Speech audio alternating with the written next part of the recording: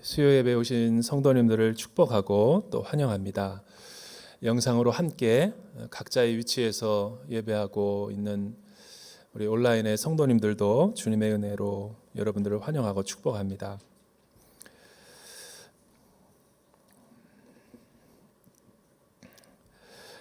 오늘은 히브리서 3장 1절에서 11절에 있는 말씀을 가지고 저희가 한번 예수를 깊이 생각하라라는 제목으로 우리가 주의 말씀을 살펴보기를 원합니다.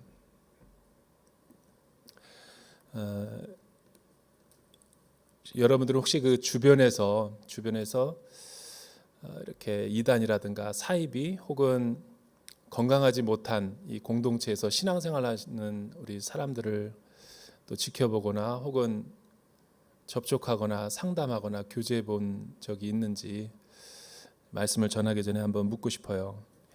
왜냐하면 저는 목회를 하면서 비교적 꽤 많이 이렇게 사입이나 이단 혹은 잘못된 신앙 공동체에서 하나님 아닌 다른 어떤 인본주의적인 신앙을 또 신뢰하며 또 의지하며 공동체 생활하는 분들을 꽤 많이 저희가 목격하고 또 상담을 해본 적이 있습니다.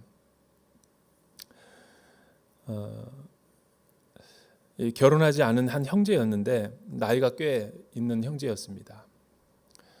피모 형제라고 있는데 이제는 만민중앙교회에 굉장히 깊숙이 그의 영혼을 거의 바칠 정도로 추종할 뿐만 아니라 그의 가족들도 다 거기에 이제 열심당원처럼 이렇게 속하게 해서 꽤 엘리트 집안이고 꽤 유복한 집안인데도 거기서 굉장히 주도적으로 신앙생활하는 것을 본 적이 있어요.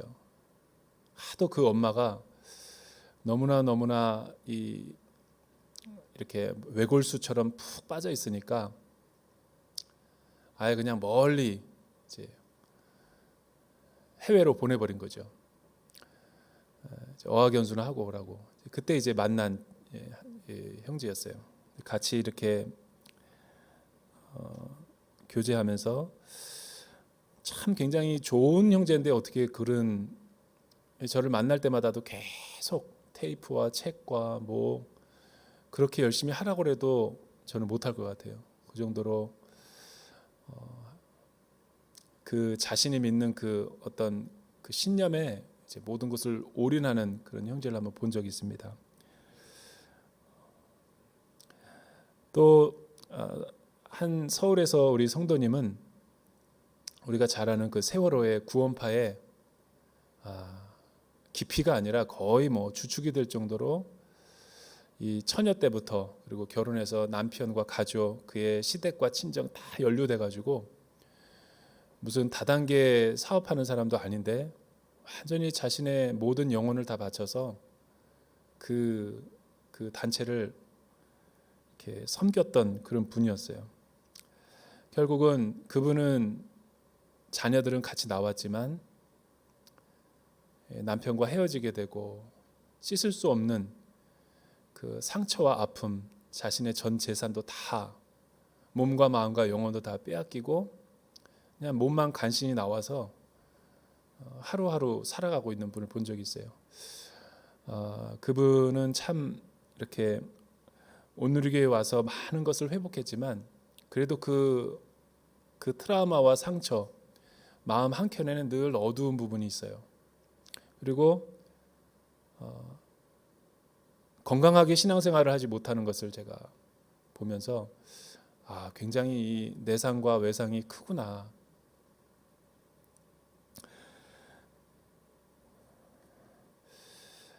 또 한 분도 지금 상담을 해주면서 돕고 있는데 시한부 종말론에 빠져 있죠. 이런 난세 때가 되고 시대가 어려울수록 이 거짓 교리들과 교사들이 우리 교회 안에 있는 많은 건강한 우리 신앙을 하고 있는 양무리들을 이리 때가 와서 공격한다라고 우리 예수님이 예언하셨죠. 그러니까 지금은 굉장히 어두운 시대예요. 혼란한 시대죠. 재난의 때고 미래가 불확실하고 또 이 건강한 교회도 다 싸잡아서 비난받는 그런 어려운 시대이기 때문에 이 혼란스러운 때죠. 그러니까 아예 이런 공동체는 거리를 두고 자신 혼자 이렇게 신앙생활을 해보다가 결국은 이제 건강하지 못한 어떤 교리나 신앙에 노출이 되어서 그 이전에 해오던 모든 신앙생활을 다 버리고 떠나서 홀로 이제 순례의 길을 가면서 마치 철로역정처럼 이 거짓된 유혹과 미혹에 노출이 되어서 치우친 신앙생활을 하고 있는 분이 많아요. 그러니까 자신의 모든 걸 잊어버릴 수 있는 것은 그냥 자신의 모든 그 어떤 인격이라든가 모든 삶과 모든 거를 그냥 너무 힘이 드니까 가정도 생활도 힘이 들고 자녀들도 힘이 들고 경제적으로도 힘이 들고 그런데 이제 교회마저 이렇게 어떤 믿었던 신뢰와 믿음이 무너져 버리니까 지탱해 주던 모든 정신적인 축이 무너지다 보니까 갈피를 못 잡고 아예 비관주의로 빠지는 거죠. 그래서 원래 종말론이라는 것은 그런 불건전한 것이 아닌데 많은 종말론 가운데서도 하필 아주 그 극단적이고 시한부 종말론 가운데 빠져들어 가지고 거기서 말하는 모든 것을 마치 하나님의 말씀보다 더 진리처럼 여기고 빠져 있어요. 그런 분들을 지금도 돕고 있고 어떻게 그분을 회복시켜 줄지를 계속 기도하고 있어요. 한 집사님의 자녀는 신천지에 빠져가지고 캠퍼스 생활도 다 잃어버리고 무조건 그 집단에 빠져가지고 가정을 완전히 풍지박산 만든 그런 우리 부모들의 안타까운 심정도 상담을 해본 적이 있어요. 그래서 주일날 오라고 그래서 만났어요. 그 자녀들을 만났는데 그래도 신학적으로 조금 우위에 있는 나한테도 그냥 담대하게 선포하고 외치고 자신들이 믿고 신뢰하는 것이 마치 전부인 진리인 것처럼 우리에게는 없는 담대함이 있더라고요. 우리는 진리를 가지고 있는데도 소극적인데 그들은 비진리의 어떤 그 신념인데도 불구하고 무식하면 용감한지 굉장히 용감하게 이야기하는 것을 들었어요. 다 알아서 이야기하는 것이 아닐 수도 있어요.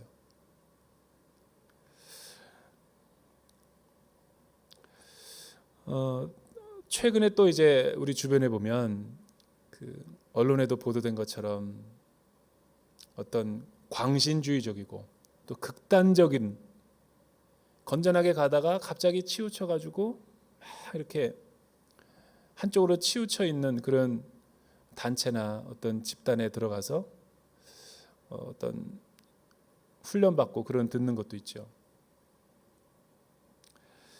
근데 저는 이 여러 부류의 교회를 떠난 어떤 건강한 공동체를 떠난 밖에서 신앙생활하고 훈련받는 많은 분들 가운데 잘못되신 분들의 이 공통점을 찾아냈어요. 오늘 말씀을 읽어보다가 여러분 그분들의 옆에서 제가 교제하고 또 도우면서 그분들의 이야기를 들으면서 제가 느낀 것 한 가지는 아주 공통적이에요. 생각을 안 해요. 아니 생각을 하기를 싫어해요. 생각을 하기 싫어하는 사람의 특징이 뭔지 아세요? 남의 말을 안 들어요. 그리고 자기중심적이에요. 그 자기중심적이라는 게 건강한 신념이면 좋겠는데 생각이 없으니까 이분들이 하는 게 뭐냐면 감정의 기복이 크죠. 감정주의 신앙을 가지고 있는데 그 알맹이 깊숙이 들어가서 그 핵심을 파헤쳐 보면 그 안에는 감정이라기보다는 한, 응어리, 분노, 좌절, 자신의 욕망, 또 자신의 어떤 트라우마와 아픔, 채워지지 않은 어떤 갈급함, 목마름 이런 것들이 다 인터밍글 돼가지고 신앙이라는 그 표면 위로 이제 떠오른 거죠. 그분들은 굉장히 피해의식이 심하고 모든 환경을 자기 탓은 없어. 뭐든지 다 남 탓이야. 환경 탓이고 교회 탓이고 목회자 탓이고 순장 탓이고 나에게 상처 준 그 사람 탓이고 자기 잘못은 하나도 없어요.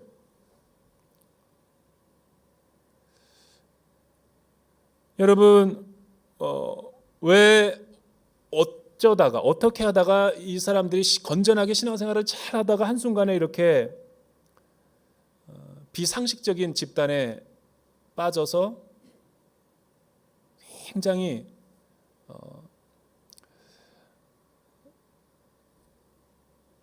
말하자면 굉장히 그 건강하지 못한 신앙생활을 하고 있을까?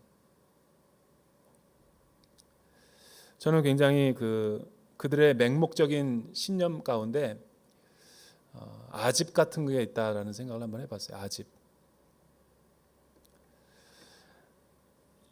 이들은 이야기하다가 흥분을 자주 하고 또 분노를 쉽게 표출하고 그리고 기성에 있는 모든 이 신앙 공동체들을 다 표적으로 삼아서 싸잡아서 공격을 하죠. 그리고 공개 토론하는 걸 싫어해요. 왜냐하면 토론하는 거를 폐쇄적이기 때문에 오픈하는 걸 되게 싫어하고 감추고 은밀한 어떤 사교 집단처럼 은폐시키고 배타적이고 굉장히 독선적인 신앙생활을 하죠. 한마디로 저는 오늘 말씀을 읽다가 깨닫게 된 거는 그들이 생각을 아예 포기해버리는 거예요. 이런 사람들은 대화가 안 돼요. 또 이런 사람들은 소통도 안 되고 누구도 터치할 수 없어요. 그러니까 생각이 마비된 채 거짓 교주나 교사들이 열심을 종용할 때 그냥 생각을 안 하니까 행동으로 하는 거죠. 행동. 생각이 마비가 되고 행동으로 하니까 자연스럽게 이들의 신앙의 패턴을 보면 공로주의, 열심을 내야지 구원을 얻는다. 믿음으로 구원을 얻는 게 아니라 행함으로 구원을 얻는다라는 가톨릭의 공로 사상으로 가게 돼 있어요. 여러분, 이분들의 모든 공통점이 제가 관찰해 본 결과 예수님의 인격과 삶을 믿는 게 아니에요. 지저스 캐릭터를 믿는 게 아니라 about Jesus. 그러니까 예수님에 대한 어떤 지식, 인포메이션은 알고 있는데 예수님이 진짜 내주하셔서 나와 죄사함의 은혜를 주시는 또 인격적인 교제를 나누는 그런 하나님이 아니에요. 하나님적인 어떤 것 혹은 어떤 지식, 정보 따위들을 믿으면서 그것을 마치 신앙생활이라고 둔갑시켜버리는 잘못된 위장된 신앙의 생활이죠.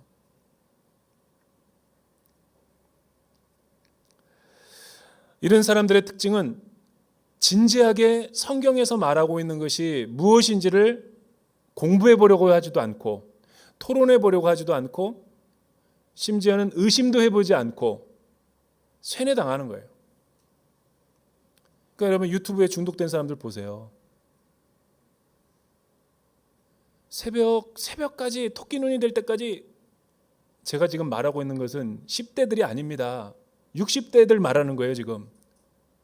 60대 어르신들이 밤이나 낮이나 우리가 찬양을 부렀던 것처럼 주님의 음성을 듣는 것처럼 그 유튜브에 있는 모든 그 내용이 무슨 의미인지도 모른 채 이것이 사실인지 아닌지를 파악해 보려고 하지 않은 채 그냥 다 다운로드 받아요. 충만하게 채워요. 그리고 하라는 대로 다 움직여요. 성도 여러분, 주님이 내일 오십니다. 그리고 막 방언으로 기도해요. 보내준 걸 내가 들어본 거예요. 방언을 막 해요. 한 10분 동안. 신령한 척하고 그리고 여러분들 헌금을 여러분들 교회에다 내지 말고 하얀 봉투에다가 넣어가지고 그것도 넣는 장소도 가르쳐 주더라고요. 장롱 안에다가만 넣어야 된대. 다른 곳이면 안 되고. 그리고 1년 동안 모아놓으래요. 왜냐하면 지금 교회는 주님이 다시 오시기 때문에 이 잘못된 사교단체나 거짓된 어떤 그릇 가르치는 이런 단체다가 신앙생활하는 것은 하나님이 기뻐하지 않고 나중에 14만 4천 명에서 탈락될 수 있으니까 잘 모아두래요. 그래서 열심히 하라는 대로 쭉 순종하는, 구독 눌러주고 반응하고 댓글 달고 참석했다 그러면, 그리고 쭉 듣다가 보면은 이제 이거를 가스라이팅이라고 그러죠. 그루밍 시킨다고 그래요. 마치 그 생각을 못하도록 다 마비시켜요, 통째로. 그 다음에 몇 년 동안 쌓아놓은 그 헌금을 다음 계좌로 다 보내면 다 천국에 전송이 된대요. 놀라운 사실은 순종해요. 순종하는 거예요. 참 신비하지 않아요?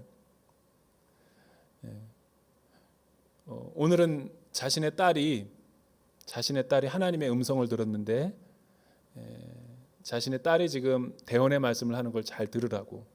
이건 지금 그 성도님이 나한테 보내준 걸 내가 들은, 지금 다 제가 스크린하고 지금 얘기하는 거예요.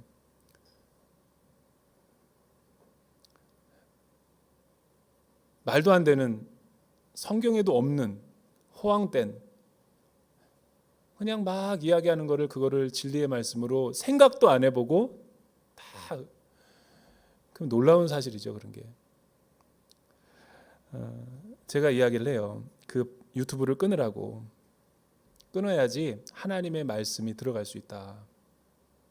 지금 90일의 새벽기도 얼마나 주옥 같은 말씀이 우리 가운데 주어지고 온 성도들이 지금 성경 통독도 하면서 같이 우리가 이 은혜를 나누고 있는데 이거를 읽어라. 그리고 그 예배를 같이 참석해라. 비대면 시대지만 안 들어요. 전혀 안 들어요. 제가 1대1 성경 공부를 가지고 제가 같이 16주 동안 해준다고 그랬어요. 그런데도 목회자의 말을 들으면 안 된다고 얘기했다. 남의 얘기하는 거 아니에요. 지금 동시대에 살아가고 있는 우리 많은 미혹하는 그 성도들을 파고든 그런 사협이나 이단들의 얘기를 지금 하고 있는 거죠. 이들의 특징이 뭐예요? 생각을 안 하고 또 예수와 복음보다도, 진리보다도 다른 어떤 무엇인가 빠져 있고 거기에 의해서 조종당하는 거죠. 근데 우리도 연약할 때 다 이런 과오가 있었어요. 치우쳐 있고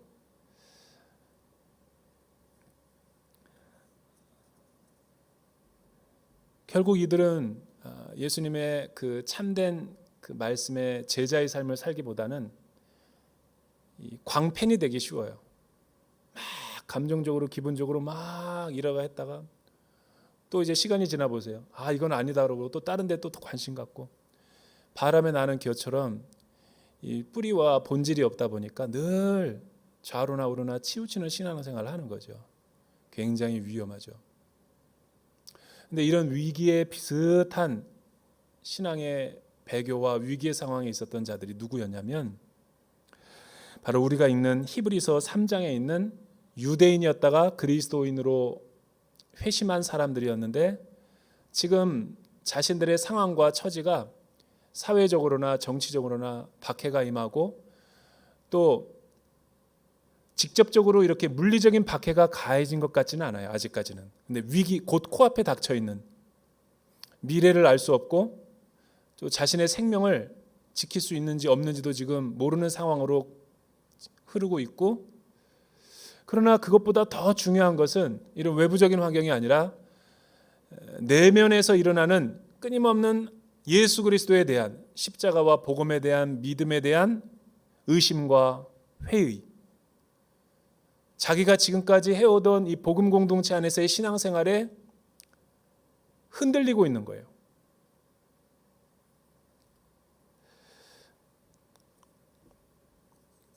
그래서 히브리서 기자는 이들에게 지금 권면하고 있는 거죠. 이들의 문제는 뭐였을까요? 이들은 우리가 이따 후반부에서 한번 살펴보겠지만 이들의 신학적인 문제는 그거였어요. 왜 주님이 오신다고 그러는데 다시 안 오시느냐? 곧 오신다고 했는데 왜 다시 오지 않고, 또 예수님의 예언의 말씀이 AD 70년경에 예루살렘 성전이 돌 하나 남김없이 무너진다라고 얘기했는데 지금이 한 65년서부터 49년에서 68년 정도의 이 히브리서가 기록된 거로 보고 있어요. 대개 70년이니까 2년 정도가 남았는데 아무 일도 안 일어나는 것을 보고 사도들은 죽어가고 나이가 차서 주님은 오신다고 했는데 오지 않고, 그러니까 이 사람들 마음 가운데 무슨 생각이 드냐면, 이게 진짠가? 이 진리의 말씀인가? 우리가 뭐에 속아 넘어가서 유대교에서 지금 교회 공동체로 옮긴 거 아닌가? 또 예수를 믿고 신뢰하면 뭔가 내 인생에 고난은 사라지고 뭔가 하나님이 더 느껴지고 체험되어져야 되는데, 복음이라는 것은 사실은 행함은 강조하지 않고 늘 믿으라고 하니까 이 믿음에 의심이 들고 회의가 들기 시작하는 거죠. 성령 하나님을 강조하고,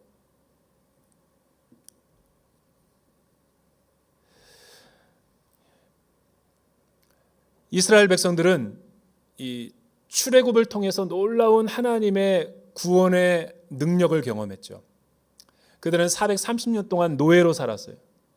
억압당하고 고난당하고 환난당했을 때 하나님께서 구원의 크신 팔로 그들을 모세를 통해서 건져주시고 홍해를 건너게 하셨죠.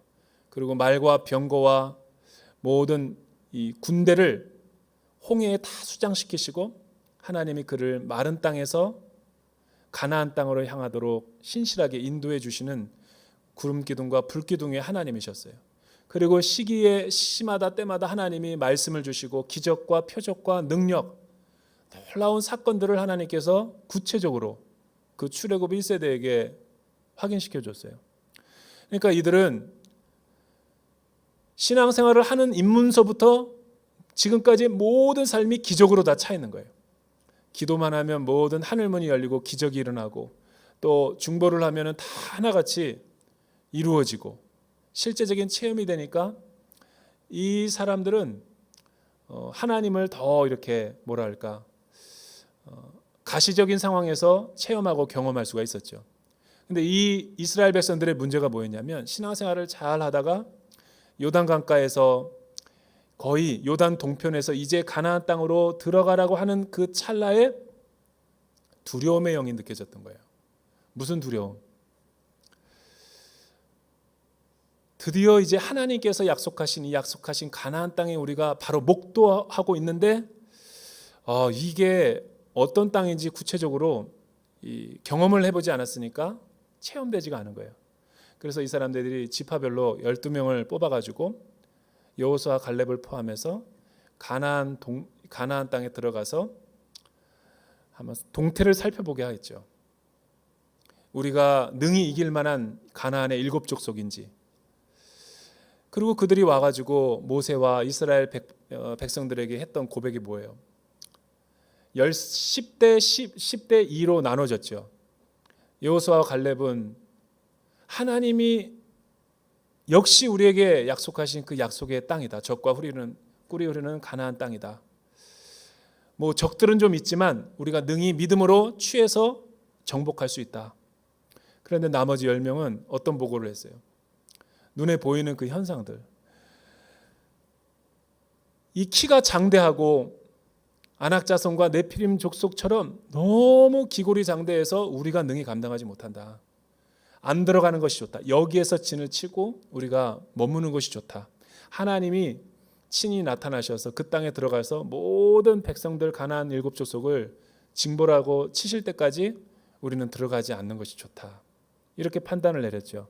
결론, 출애굽 1세대는 그래서 모세가 느보산에서 죽으면서 가나안 땅이 코앞에 있는데도 들어가지 못하고 노중에서 광야에서 죽음을 맞이하게 되죠.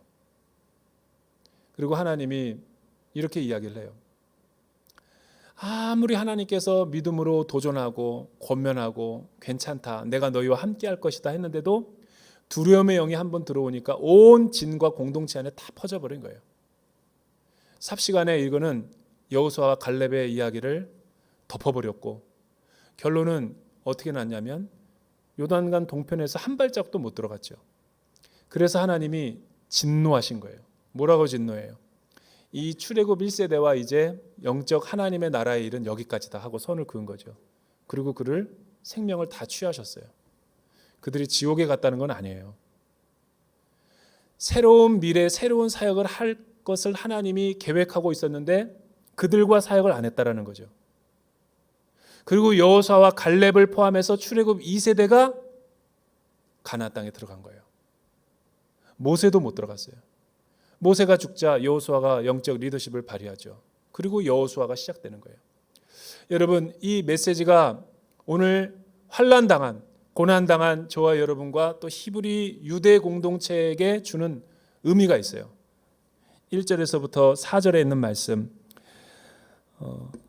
이들이 신뢰하고 이들이 그 의지하던 복음보다도 예수 그리스도보다도 모세와 율법을 더 신봉하고 추종하려고 하는 거짓된 이들의 교리에 대해서 뭐라고 히브리서 기자가 이야기하는지 1절에서부터 4절 우리 같이 한번 자막을 통해서 읽어보죠. 시작. 그러므로 함께 하늘의 부르심을 받은 거룩한 형제 여러분, 우리가 고백하는 사도시며 대제사장이신 예수를 깊이 생각하십시오. 그분은 자신을 세우신 분에게 충성하기를 마치 모세가 하나님의 온 집에서 한 것과 같이 하셨습니다. 그러나 마치 집을 지은 사람이 그 집보다 더 존귀한 것 같이 그분은 모세보다 더 큰 영광을 받기에 합당하십니다. 집마다 누군가 지은 사람이 있듯이 모든 만물을 지으신 분은 하나님이십니다. 히브리서 기자가 논증하려고 하는 것이 첫 번째 주제가 뭐예요?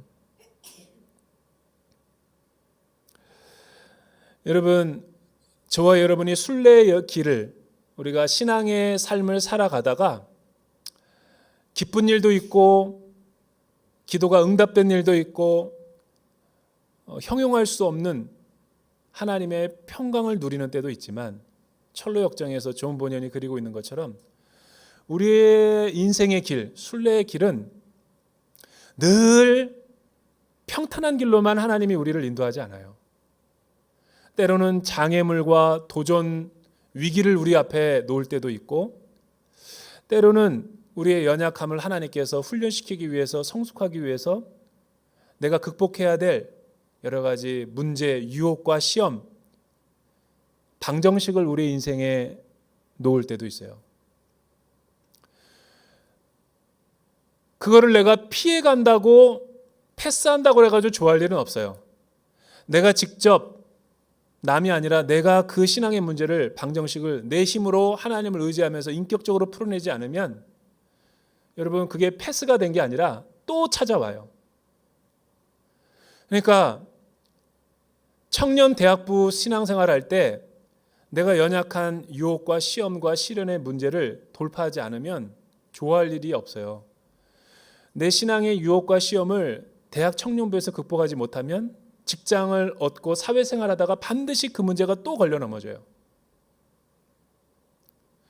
그런데 직장생활을 하다가 이리저리 잘 피하면서 또 적당한 거리를 두면서 잘 회피했다 할지라도 하나님 앞에서 나의 내면의 문제가 해결되지 않는 반드시 그 유혹과 시험은 또 결혼한 배우자와 가정을 이루면서 자녀들 가운데서 반드시 그 문제가 일어나요. 그래서 하나님이 때에 시에 맞게 주시는 우리 신앙의 도전과 문제, 의식은 반드시 풀고 넘어가야 돼요. 씨름해야 된다고요. 생각해야 된다고요.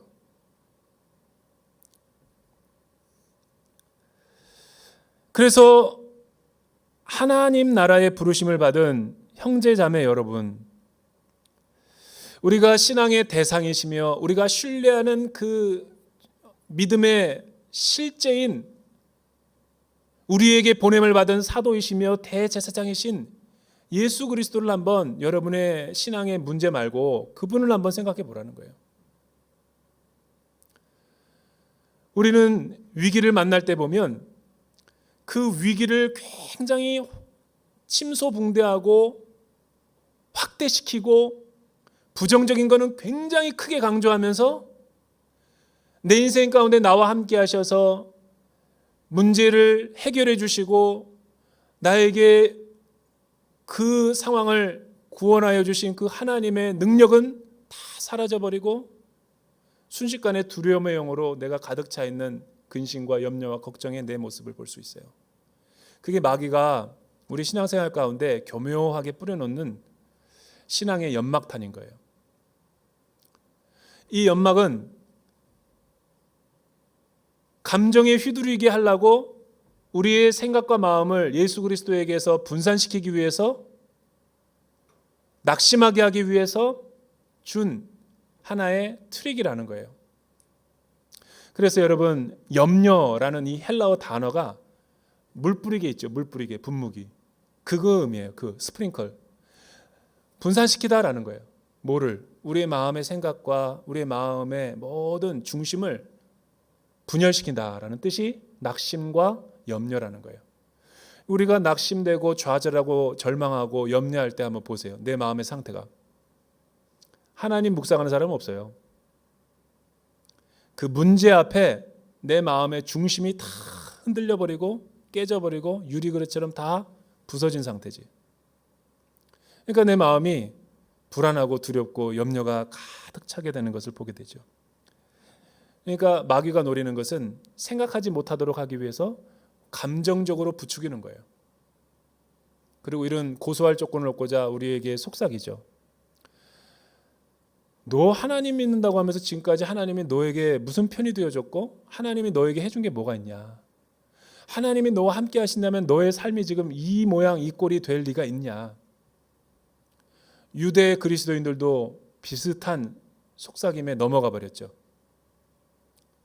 그러니까 실제로 많이 표적도 없고 능력도 없고 내 옆에 계시지도 않은 그 하나님이 믿기보다는 예루살렘 성전은 아직 무너지지도 않았고 저들은 저렇게 잘 신앙생활하고 있는 것 같고 안전한 것 같고 나만 이런 예수 믿어서 이렇게 고생을 해야 되는가 하고 낙심한 채 그쪽으로 가는 거예요.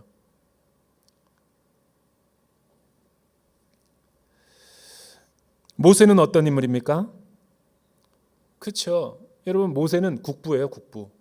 모세는 유대인들에게 있어서는 거의 하나님과 버금가는 인물이죠.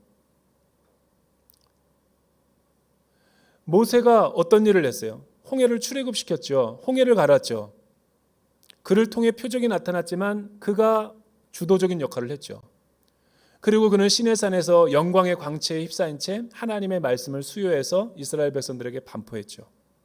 그리고 시민법과 제사법 모든 성막을 다 계시를 받아가지고 만들었죠. 그러니까 이 모세란 인물을 또 그들이 갖고 있는 율법을 볼 때 또 의식과 여러 가지 그 신앙의 어떤 표식들을 보면 유대 그리스도인들은 아무것도 아닌 것처럼 초라하게 느껴지는 거예요.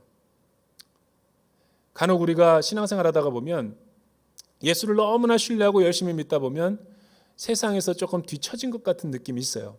비교의식 들고 세상의 친구들은 이렇게 잘 나가는데 나는 지금 뭐 하고 있는 건가? 내가 이게 지금 잘 가고 있는 건가? 정체성이 흔들릴 때가 있죠. 그런데 여러분, 히브리서 기자가 이렇게 감정적으로 기복이 있고 흔들릴 때 뭐라고 일침을 놓냐면 로기조마이, 생각하라는 거예요. 로기조마이라는 것은 이 카타 노에오, 노에오는 생각하다라는 거예요. 생각하다, 관찰하다, 연구하다. 근데 카타라는 강조어를 써가지고 더 철저하게 주목하여 보고 잘 묵상해 보고 더 한번 깊이 생각해 보라는 거예요. 그러니까 신앙생활이라는 것은 생각하는 거지 지성적인 것이지 감정적인 게 아니에요. 우리 한국 교회가 가장 가지고 있는 약점이라면 성도들에게 지성의 훈련을 안 시켜요.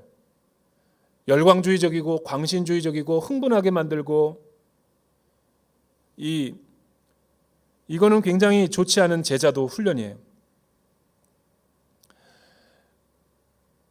신앙이라는 것은 시편 39편 3절에 보면 이런 말이 있어요. 시편 기자가 내가 묵상할 때 내 가슴에 불이 붙었다. 거기 묵상하라는 단어는 생각하다라는 거거든요. 우리는 생각과 내 믿음의 뜨거움이 서로 이렇게 반대되는 개념으로 생각하는데 그렇지 않아요.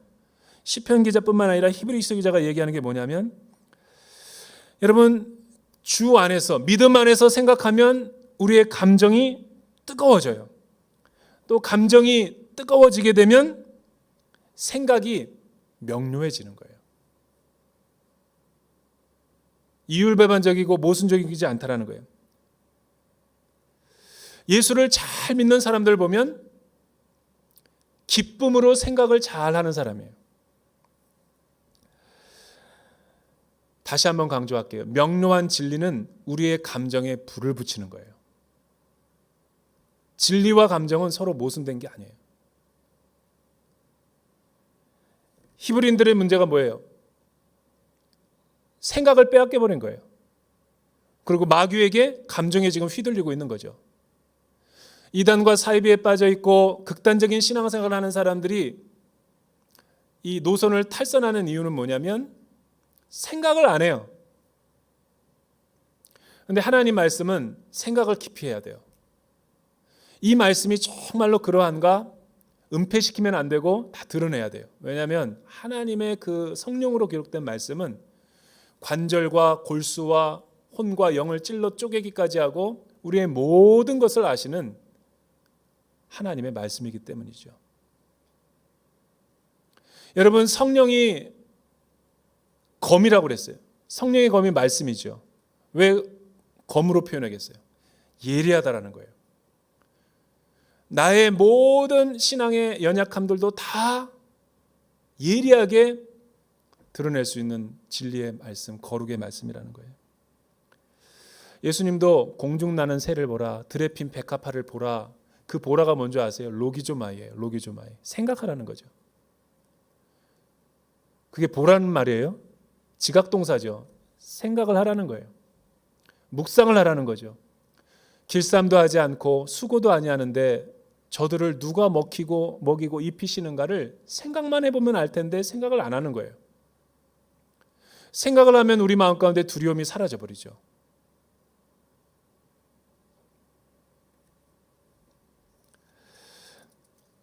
히브리서 기자는 생각을 자세히 해보니까 모세가 훌륭하지 않다라는 게 아니에요. 모세는 충성스럽고 하나님의 신실한 하나님의 집의 일꾼이래요. 그런데 잘 생각해 보면 모세가 예수 그리스도와 비교할 수 있냐? 없다라는 거예요.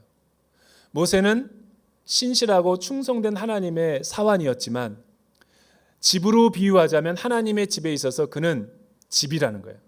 건축자재. 예수 그리스도는 대제사장이시며 우리를 구원하여 주시고 우리를 체휼하시고 우리를 날마다 기도하시는 그 예수 그리스도는 누구? 건축자. 여러분 선택해 보세요. 집이 있어요. 물론 우리 한국 사람들은 성향상 집을 선택하겠지. 근데 지금 말하고자 하는 논리는 그런 게 아니잖아요. 누가 더 비교 우위에서 더 탁월하냐는 거예요. 집이에요? 집을 건축한 건축자예요? 당연히 건축자죠. 당연히 건축자죠. 건축자보다 더 뛰어난 거는 집주인. 그 오너가 하나님이라는 거죠.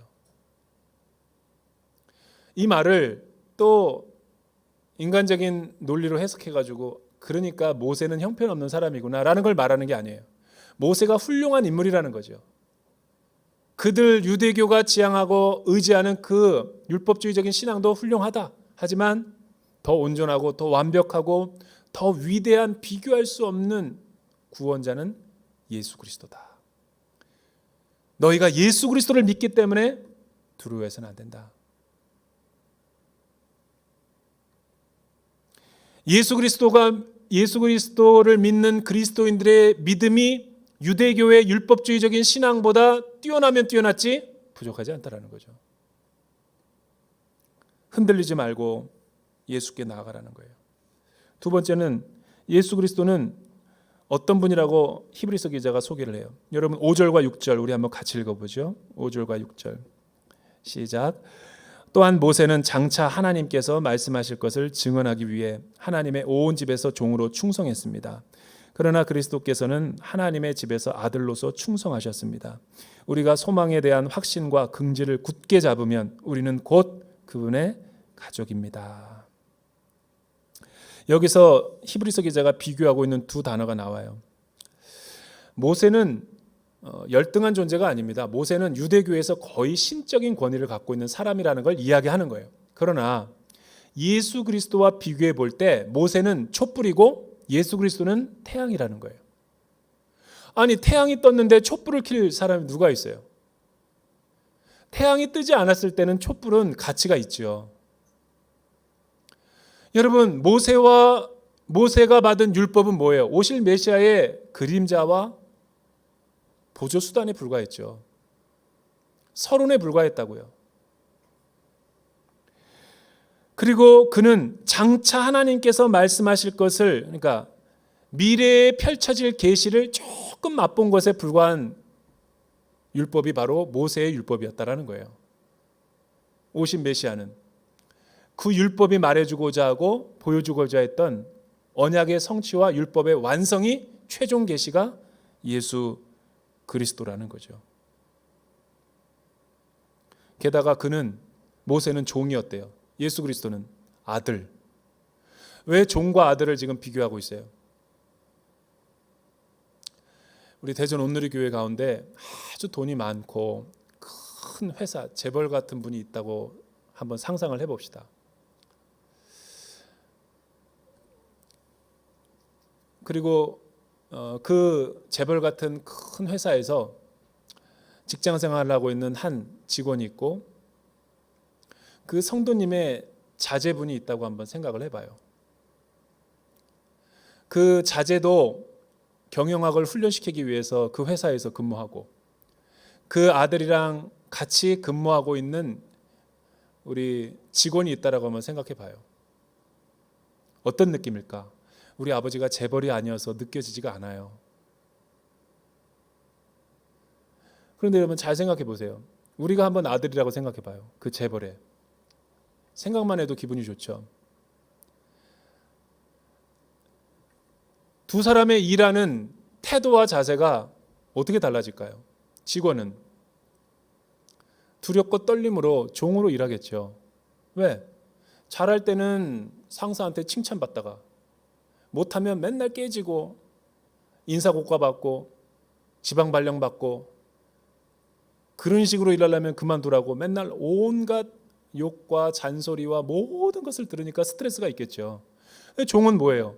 종은 일을 잘할 때만 칭찬받는 거예요. 못할 때는 야단과 혼나고. 그게 율법주의적인 신앙이라는 거예요. 이런 종은 늘 두려움을 갖고 신앙생활을 해요. 유대교가 그랬다라는 거예요. 아들은 일을 안 합니다. 일을 안 한다는 게 아예 일을 안 한다는 게 아니라 존재론적인 존재이기 때문에 관계에 있어서 이미 아들이기 때문에 그 회사는 시간만 지나면 자기에게 다 상속될 상속자야. 일을 하는 자세가 어떨까요? 다르죠. 실수를 해도 달라요. 야단 맞는 것도 직원과는 달라요. 왜? 아버지니까. 여러분 회장이 아버지를 둔 그 회사에서 사장도 그 회장님을 두려워해서 쉽게 보고하러 들어가지 못하는데 아들은 어떨까요? 말단 직원임에도 불구하고 비서실 통과하지 않고 마음대로 들락날락거리겠죠. 그걸 이야기하는 거예요. 관계론적, 존재론적으로 이미 우리는 성령 안에서 양자가 된 존재로서 하나님 나라의 기업을 물을 우리는 자녀가 됐다라는 거예요. 누구를 통해서? 율법을 지킴으로서가 아니라 예수를 믿음으로 말미암아 의롭게 된 우리의 신분이 그렇게 변화된 존재라는 거예요. 이거를 생각하면 흔들리지 않는데 유대 그리스도인들은 생각하는 걸 싫어했어요. 그리고 감정적이기를 좋아했죠. 우리처럼.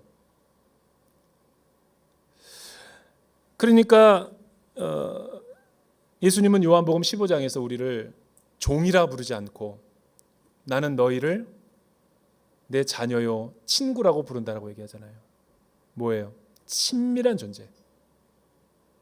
우리의 어려움과 힘든 모든 문제를 하나님 앞에 다 내려놓고 다 아뢰도 하나님은 우리를 거부하지 않으시고 있는 모습 그대로 우리를 맞아주시는 사랑의 하나님이 되신다는 거예요.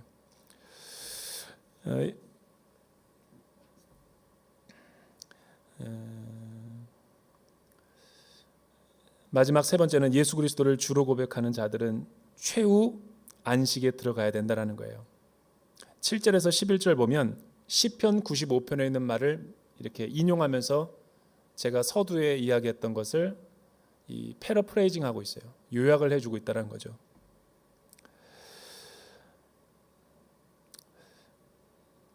우리 한번 7절에서 11절 마지막으로 한번 읽어볼까요? 7절에서부터 11절 시작. 그러므로 성령께서 이렇게 말씀하셨습니다. 오늘 너희가 그의 음성을 들으면 광야에서 시험 받던 날에 반역한 것처럼 너희 마음을 완고하게 하지 말라. 너희 조상들이 거기서 40년 동안 나를 불신에 시험했다. 또한 내가 행한 일들을 보았다. 그러므로 내가 진노해 그 세대를 향해 말했다. 그들은 항상 마음이 미혹돼 내 길들을 알지 못했다. 내가 진노해 맹세한 것처럼 그들은 결코 내 안식에 들어오지 못할 것이다. 히브리서 기자가 강조하고 있는 게 뭐예요? 왜 가나안 약속의 땅을 이야기했다가 갑자기 안식을 이야기하는 것일까? 우리의 신앙생활의 최종 고울과 목표가 참된 주님의 품 안에 안기는 안식이에요. 마라톤 경주로 비유하면 피니시 웰이죠. 42점 몇 킬로를 갖다가 쭉 걸을 때 1등 하느냐 2등 하느냐 3등 하느냐가 중요한 게 아니에요. 끝까지 믿음의 경주를 완주하느냐. 이 히브리서가 보여주고자 하는 우리의 믿음의 속성은 바로 그거예요. 1, 2등을 금메달, 은메달, 동메달을 말하는 게 아니라 저와 여러분이 살아가는 인생의 순례의 여정, 믿음의 길에는 수많은 난관과 시험과 폭풍과 때로는 이 위기와 나도 이 신앙의 끈을 놓고 싶을 때가 있을 정도로 고통스러울 때도 있어요. 그러나 중요한 것은 그렇게 하면 안 된다는 거예요. 그건 배교니까. 넘어지고 쓰러지더라도 다시 일어나서 마의 계곡이 있다 할지라도 끝까지 그 테이핑으로 피니시 웨이를 해야 되는 거예요.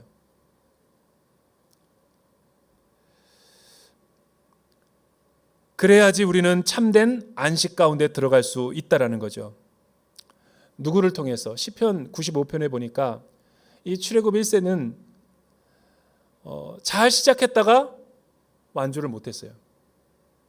무엇 때문에?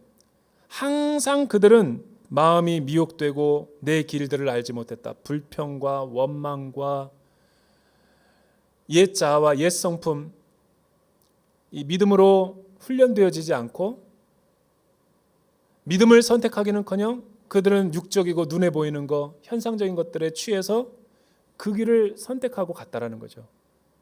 그래서 요단강 동편에서 도중에 가나안 땅에 진입하지 못했잖아요.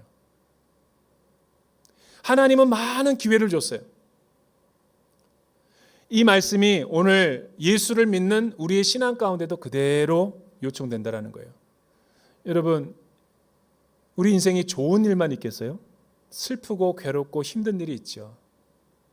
그러나 인생을 살아보니까 늘 슬픈 일만 있는 것도 아니더라고요. 또 늘 기쁜 일만 있는 것도 아니에요. 슬픈 일이든 기쁜 일이든 이 또한 지나가는 것이 이 땅에서의 순례의 여정이에요. 그럼 우리의 마음의 태도가 어때야 돼요?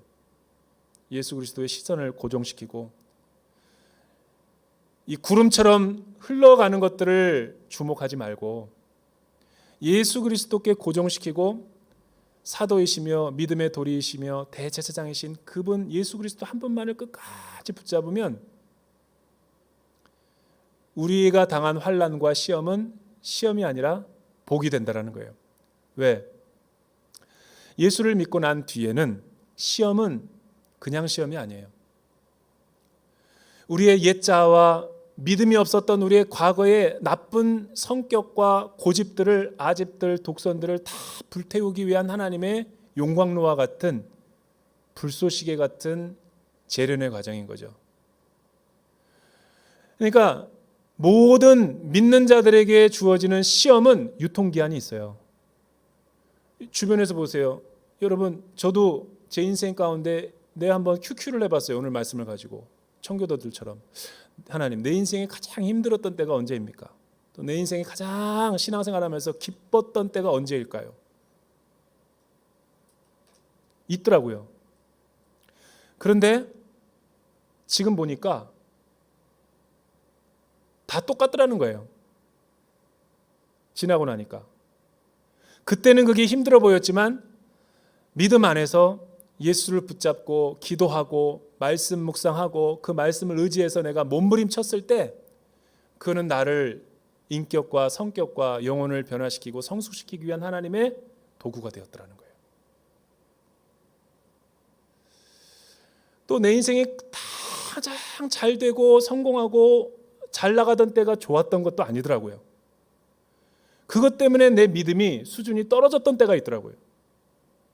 여러분은 안 그래요? 나만 그래요? 그러니까 뭐를 말해주는 거예요? 좋은 일이나 슬픈 일이나 그게 중요한 게 아니에요. 예수 그리스도가 핵심이라는 거예요. 예수 그리스도를 붙잡고 고난과 축복의 길을 걸어가면, 믿음으로 순례하면 저와 여러분의 삶은 하나님께서 훨씬 더 열매 맺고 또 하나님이 쓰시고자 하는 믿음의 영웅으로 하나님께서 우리의 발을 높이 들어서 세워주신다라는 거죠. 저는 저와 여러분들이 이 말씀을 붙들고 이 어려운 환난의 시대 우리가 잘 승리하고 극복하게 될 수 있기를 주님의 이름으로 축원합니다.